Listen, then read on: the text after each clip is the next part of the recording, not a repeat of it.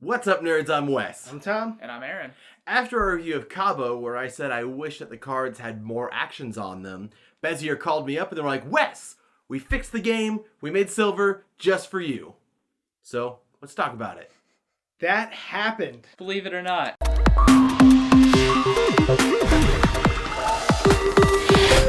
So like I implied, silver is basically just a reskinning of Cabo into a much nicer box because the Cabo box was dumb.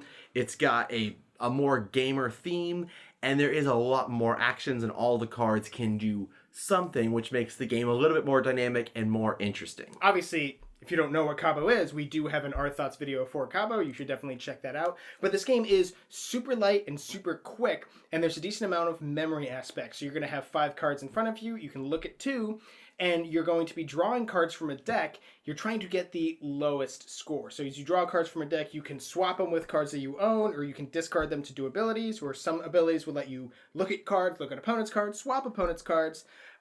Some abilities will be face up in front of you. So there's a lot of variability on how you can do the manipulation of the cards to get the lowest score you can. And you'd mentioned having some cards face up. The only way to get them face up in front of you is either discarding drawing from the top and discarding actually this one, the 6. It reveals that you can reveal one of your cards. So if you already knew that you had one of the ones that has the, when face up ability, you could flip it over and now you can use it. Or if it's discarded, you can take it from the discard and swap it out for one of your other cards, and then you discard it. So and that actually is something. So that's actually true in Cabo. In our review of Cabo, and I'm certain after this we'll stop talking about Cabo. We'll just talk about this. But in our review for Cabo, we were talking about how you can take cards from the discard pile, but we kept taking them and putting them face down in front of ourselves, which is not something that you should do. You should take them face up. And I actually, of course, obviously that. Knowing that rule correctly would make us like that game and this game more, because it does tamp down on the memory aspect a little bit. Because sometimes, especially when we were trying to play, Wes has 2 kids who are both under 3 years old. So sometimes it's really hard to, it's hard to remember stuff in general. But if you want a homebrew variant to make this game even more difficult, try holding a 9-month-old while an almost 3-year-old is running around. Yelling and screaming. In my head, they're like, what are you doing? Because I'm just going... And I'm just going 1, 3, 5, 1, 3, 5. I have to keep these numbers in my head somehow. And there's an app for Silver you can play as well. And I saw somebody comment on a post about it saying I never play that app without a pen and paper handy so I can write everything down. And I'm like, I think cheating. you're playing that game wrong. If you like Silver and you want to check it out, or if you don't have people to play with, check out the app. No, actually, this is... I don't know if this is Silver or if this is Silver Amulet, because this is Silver and there's a little picture of an amulet, and on the side it says Silver Amulet, and there is a second one coming out called Silver Bullet. So I don't know, but there is a second one that's coming out that is, so it's basically a second version of the game where it's still cards 0 through 13, but each card has a different ability. Mm-hmm. So you can play Silver, you can play Silver Bullet, or you can mix and match where you can say, well, we're going to use the 5s, 4s, and 3s from Silver, and the 2s and the 1s and the whatevers from Silver Bullet, and mix them however you want. And this may be a spoiler, but if you want to know that spoiler, you can take this box, you can lift up this really nice insert in here, which actually is a pretty... I like this insert. I like it a lot. It holds sleeve cards and everything. And underneath, there's some promos for Silver Bullet. Oh, man. We'll put a time code or something if you don't want to know the spoiler, but... We're going to put the time code after the spoiler. Yeah. We really, really liked this game. Mm-hmm. It plays really quick. It's really easy to teach. It's like the perfect filler game. We played it at Culver's while we're eating our food. It's such a solid, small box, quick filler game. Mm-hmm. The memory aspect means that you definitely, you can't, go to the bathroom and come back.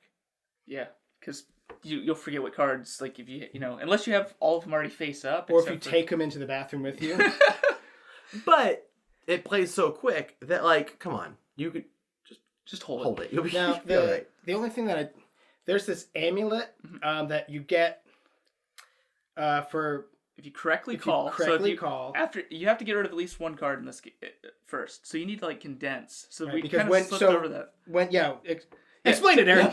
So if you draw a card and you're like, oh, I want to keep this card, you can discard 2 cards if they're the same card, and they go away, and then you keep just the one. You kind of like upgrade. Like, Yeah. You can also discard just one card, and then you don't have to worry about it matching anything. Yeah, but that's the only way you'll ever get less cards is you have to do that.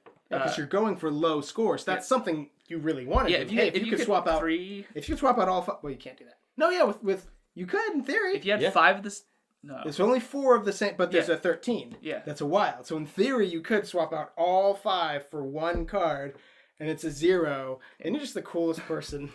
So once you've gotten down to 4, though, and you think you have a low enough score, you call, and you're calling for a vote to see who has the lowest numbers, and everybody gets one more turn, well, besides you, because that was your turn, and they try and get rid of some cards, and then we're all going to flip up and count up all our numbers. Wow, your numbers are high. That was a bad idea to call. And then, if I was correct in my call, I would get the silver amulet, and then you can use that in the next round to protect one of your cards from being messed with.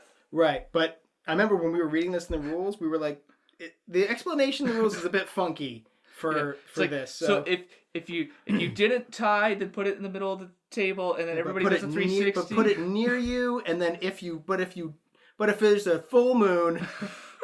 Yeah. So some of the negatives that I do have, though, now I do really enjoy the game, and I think it's a great filler game, but the memory aspect is going to get it for a lot of people. If you didn't like Cabo, you're not going to like this.